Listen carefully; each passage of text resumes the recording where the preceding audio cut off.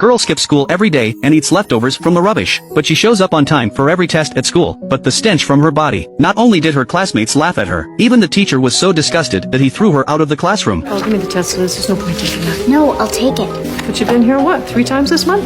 I'll take it. Doesn't look that hard. Seeing the girl's insistence, the teacher didn't say anything, thinking that a student who skips school all day, how can she do so well in the exams? But at the end of the school day, the teacher called the girl in disbelief, because this child, who had hardly ever attended class, she got a perfect score on the exam. The teacher asked her how she did it. The girl said lightly that she had read a lot of books, but most of them were given to her by her neighbor's aunt. After hearing this, the teacher's attitude immediately changed 180 degrees. She not only brought her some clean clothes, and told the girl to come to school from now on, otherwise, she would be reported to the local child welfare organization. The teacher realized that the girl in front of her might be a genius, but she had no idea that this girl, who was so dirty that she stank, in the next 2 years she would go on to get into Harvard. The girl's name was Lizzie. She lived in a slum in the United States. Her life was full of misfortunes from the moment she was born. Her mother was a chronic drug addict. She suffered from severe schizophrenia. Her father was an idler. He didn't care about the family. The family's only source of income is the government's welfare money, but the money was invariably coaxed by the mother, and used it for her own benefit. Every time, the example of having 2 parents, but they're left on the streets like orphans, scavenging through garbage cans for food,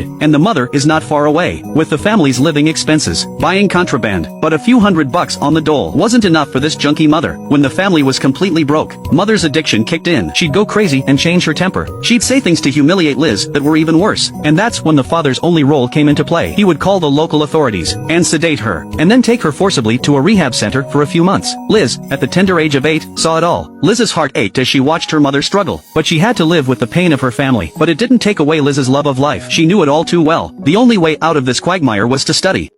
Girl skip